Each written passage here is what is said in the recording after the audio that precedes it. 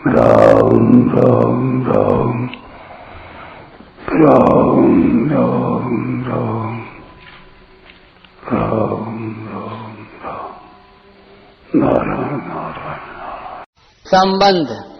आश्चर्य और खेद में निमग्न हुए अर्जुन आगे के 46वें श्लोक में अपनी दलीलों का अंतिम निर्णय बताते हैं। यदि माम प्रतीकार मशस्त्रं शास्त्रपाणयः धार्तराष्ट्रारणे हन्युस्तन्मे क्षेमतरं भवेत्। अगर ये हाथों में शस्त्र अस्त्र लिए हुए धृतराष्ट्र के पक्षपाती लोग युद्ध भूमि में सामना न करने वाले तथा शस्त्र रहित मेरे को मार भी दें तो वह मेरे लिए बड़ा ही हितकारक होगा। व्याख्या। यदि माम प्रतीकार मशस्त्रम शस्त्रपाणयः धार्तराष्ट्रारणे हन्युस् तन्मे क्षेमतरम भवेत्। अर्जुन कहते हैं कि अगर मैं युद्ध से सर्वथा निवृत्त हो जाऊंगा तो शायद ये दुर्योधन आदि भी युद्ध से निवृत्त हो जाएंगे, कारण कि हम कुछ चाहेंगे ही नहीं, लड़ेंगे भी नहीं, तो फिर ये लोग युद्ध करेंगे ही क्यों। परंतु कदाचित जोश में भरे हुए तथा हाथों में शस्त्र धारण किए हुए ये धृतराष्ट्र के पक्षपाती लोग सदा के लिए हमारे रास्ते का कांटा निकल जाए, वैरी समाप्त हो जाए, ऐसा विचार करके सामना न करने वाले तथा शस्त्र रहित मेरे को मार भी दें तो उनका वह मारना मेरे लिए हितकारक ही होगा, कारण कि मैंने युद्ध में गुरुजनों को मारकर बड़ा भारी पाप करने का जो निश्चय किया था उस निश्चय रूप पाप का प्रायश्चित हो जाएगा। उस पाप से मैं शुद्ध हो जाऊंगा। तात्पर्य है कि मैं युद्ध नहीं करूंगा तो मैं भी पाप से बचूंगा और मेरे कुल का भी नाश नहीं होगा। जो मनुष्य अपने लिए जिस किसी विषय का वर्णन करता है उस विषय का उसके स्वयं पर असर पड़ता है। अर्जुन ने भी जब शोकाविष्ट होकर 28वें श्लोक से बोलना आरंभ किया तब वे उतने शोकाविष्ट नहीं थे जितने वे अब शोकाविष्ट हैं। पहले अर्जुन युद्ध से उपरत नहीं हुए, पर शोकाविष्ट होकर बोलते बोलते अंत में वे युद्ध से उपरत हो जाते हैं और बाण सहित धनुष का त्याग करके बैठ जाते हैं। भगवान ने यह सोचा कि अर्जुन के बोलने का वेग निकल जाए तो मैं बोलूं, अर्थात बोलने से अर्जुन का शोक बाहर आ जाए, भीतर में कोई शोक बाकी न रहे, तभी मेरे वचनों का उस पर असर होगा। अतः भगवान बीच में कुछ नहीं बोले। विशेष बात, अब तक अर्जुन ने अपने को धर्मात्मा मानकर युद्ध से निवृत्त होने में जितनी दलीलें युक्तियां दी हैं, संसार में रचे पचे लोग अर्जुन की उन दलीलों को ही ठीक समझेंगे और आगे भगवान अर्जुन को जो बातें समझाएंगे उनको ठीक नहीं समझेंगे।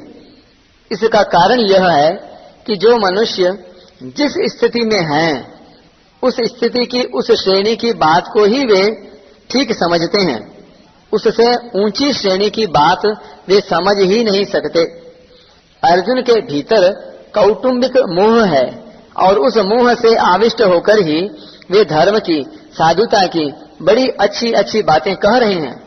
अतः जिन लोगों के भीतर कौटुंबिक मोह है उन लोगों को ही अर्जुन की बातें ठीक लगेंगी, परंतु भगवान की दृष्टि जीव के कल्याण की तरफ है कि उसका कल्याण कैसे हो। भगवान की इस ऊंची श्रेणी की दृष्टि को वे लौकिक दृष्टि वाले लोग समझ ही नहीं सकते।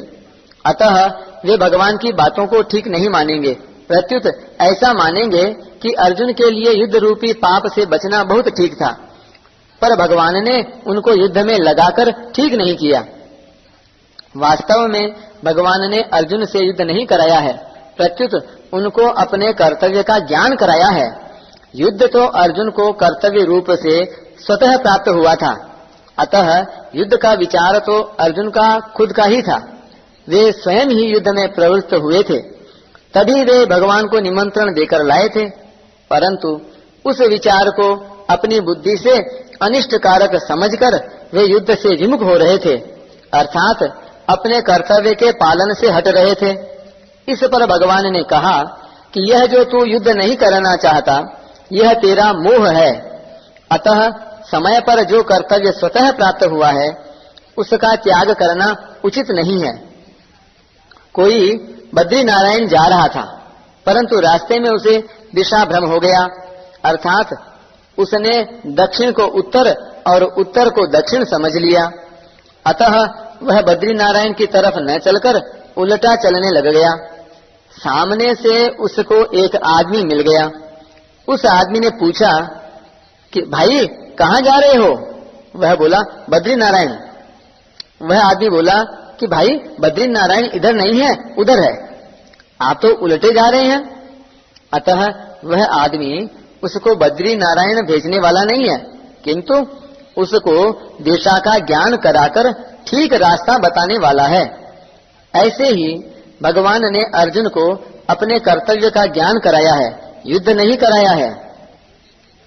स्वजनों को देखने से अर्जुन के मन में यह बात आई थी कि मैं युद्ध नहीं करूंगा, न योत्स्ये। पर भगवान का उपदेश सुनने पर अर्जुन ने ऐसा नहीं कहा कि मैं युद्ध नहीं करूंगा, किंतु ऐसा कहा कि मैं आपकी आज्ञा का पालन करूंगा।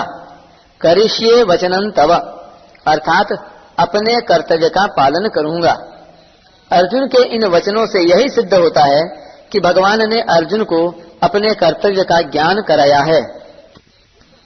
वास्तव में युद्ध होना अवश्यम भावी था, क्योंकि सबकी आयु समाप्त हो चुकी थी। इसको कोई भी टाल नहीं सकता था। स्वयं भगवान ने विश्वरूप दर्शन के समय अर्जुन से कहा है कि मैं बढ़ा हुआ काल हूँ और सबका संहार करने के लिए यहाँ आया हूँ। अतः तेरे युद्ध किए बिना भी ये विपक्ष में खड़े योद्धा लोग बचेंगे नहीं। इसलिए यह नर संहार अवश्यम भावी होनहार ही था। यह नर संहार अर्जुन युद्ध न करते तो भी होता। अगर अर्जुन युद्ध नहीं करते तो जिन्होंने माँ की आज्ञा से द्रौपदी के साथ अपने सहित 5 भाइयों का विवाह करना स्वीकार कर लिया था, वे युधिष्ठिर तो माँ की युद्ध करने की आज्ञा से युद्ध अवश्य करते ही। भीमसेन भी युद्ध से कभी पीछे नहीं हटते, क्योंकि उन्होंने कौरवों को मारने की प्रतिज्ञा कर रखी थी। द्रौपदी ने तो यहाँ तक कह दिया था कि अगर मेरे पति पांडव कौरवों से युद्ध नहीं करेंगे तो मेरे पिता द्रुपद, भाई धृष्टद्युम्न और मेरे 5 पुत्र तथा अभिमन्यु कौरवों से युद्ध करेंगे। यदि भीमार्जुनौ कृष्ण कृपणौ संधि कामुकौ पिता में योत्स्यते वृद्धः सह पुत्रैर महारथैः 5 चैव महावीर्याः पुत्रा में मधुसूदन अभिमन्युं पुरस्कृत्य योत्स्यन्ते कुरुभिः सह। इस तरह ऐसे कई कारण थे जिससे युद्ध को टालना संभव नहीं था। होनहार को रोकना मनुष्य के हाथ की बात नहीं है, परंतु अपने कर्तव्य का पालन करके मनुष्य अपना उद्धार कर सकता है और कर्तव्यच्युत होकर अपना पतन कर सकता है। तात्पर्य है कि मनुष्य अपना इष्ट अनिष्ट करने में स्वतंत्र है।